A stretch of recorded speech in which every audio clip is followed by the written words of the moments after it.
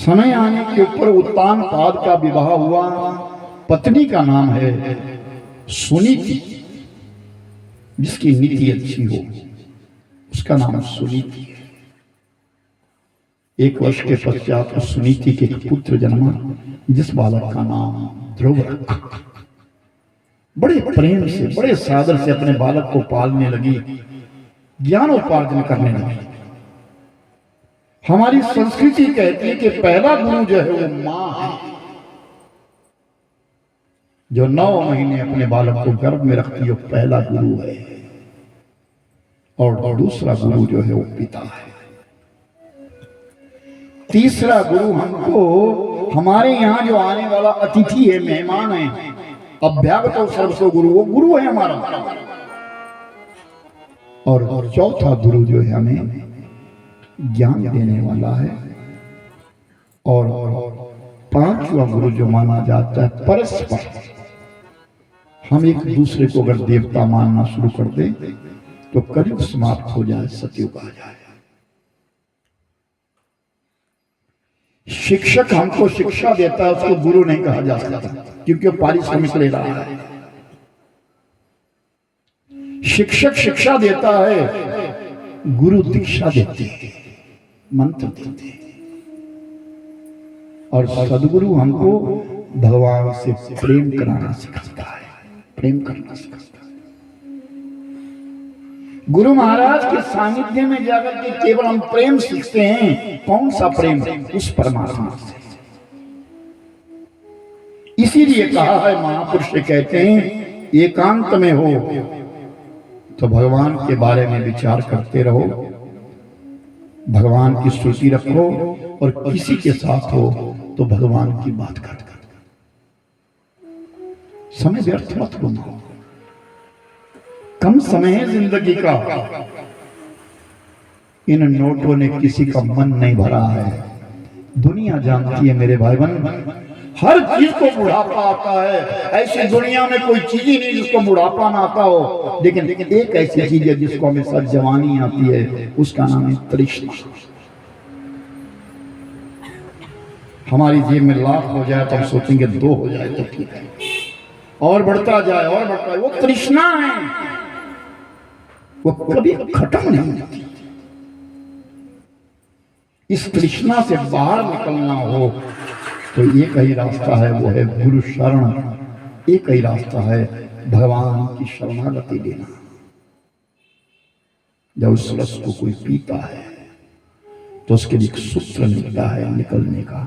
तुम्हारी दिनचर्या में तुम्हारे पास एक ऐसा समय होना चाहिए, निश्चित समय तुम्हारा, जिससे तुम्हारी बात भगवान के साथ होती है। समय बांधना।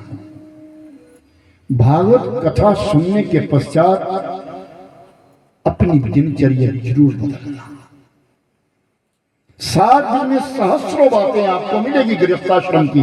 अगर एक बात भी हम धारण कर लेते अपने जीवन में तो हमारा अहोभाग्य है, हमारी कथा सार्थक है।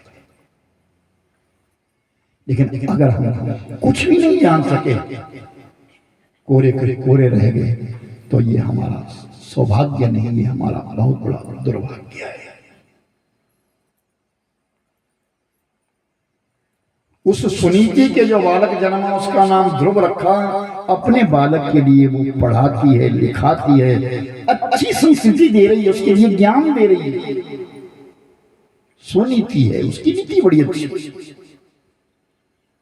2 वर्षों के पश्चात राजा उत्तानपाद ने अपना दूसरा विवाह कर लिया। पत्नी का नाम हुआ सुरुचि। उसने राजा का मन जीत लिया। राजा उत्तानपाद उसके वश में हो गया। थोड़े दिनों के पश्चात उस सुरुचि ने अपने पति से कहा, अगर तुम मुझसे प्रेम करते हो तो सुनीति और उसके बालक को निकाल दो, दूसरे महलों में ले जाओ। राजा उत्तानपाद आसक्त हो गया था अपनी पत्नी के मन में। अपने बच्चों को, अपने ध्रुव को और पत्नी को निकाल दिया, दूसरे महलों में भेज दिया। सुरुचि और राजा उत्तानपाद रहने लगे। 1 साल के पश्चात उस सुरुचि के गर्भ से पुत्र जन्मा, जिसका नाम उत्तम था। उत्तम और ध्रुव बड़े होने लगे। ध्रुव अपनी मां सुनीति के पास रह रहा है, उत्तम अपनी मां सुरुचि और अपने पिता के साथ रह रहा है। समय चलता गया, समय बढ़ता गया, और एक दिन की बात, 5 वर्ष का बालक हुआ है ध्रुव। खेलता खेलता राजसभा में चला गया। क्या देखा, पिता की गोदी में उत्तम खेल रहा है। तो मन किया कि मैं भी अपने पिता की गोदी में चढ़ूंगा। और जैसे ध्रुव पिता की गोदी में चढ़ने लगा ना, सुरुचि ने एकदम ध्रुव को पकड़ा, नीचे उतर। तो इस सिंहासन के ऊपर अपने पिता की गोदी में नहीं बैठ सकता, क्योंकि तूने सुनीति के गर्भ से जन्म लिया है। राजा की प्रियासी पत्नी मैं हूं। अगर तुझे इस गद्दी के ऊपर बैठना है तो जा, वन में जा, तपस्या कर, साधना कर, और संयोगवश अगर तेरे लिए भगवान मिल गए तो उनसे मांगना कि तेरा जन्म मेरे पेट से हो। जब मेरे पेट से तू जन्म लेगा तब तू राज्य का अधिकारी बनेगा। ये अम्मा को जगा देना, जगा दो। हाँ, इला, हाँ, थोड़ा ही देखो कितनी उम्र है, फिर भी बेचारे बैठे हैं, कथा सुन रहे हैं भगवान। अगर नहीं बैठा जाए तो नीचे बिठा देना, सिरहाना दे देना, इनके लिए ध्यान रखना, पीछे सिरहाना दे देना। अगर ऐसी कोई बात हो, सुविधा समझे तो फिर ऐसे बिठा देना। भगवान की कथा मैंने कल भी कहा था ना, पंडाल में आने से ही पुण्य है। कुछ समझ में आए ना, यहां बैठने मात्र से भी पुण्य।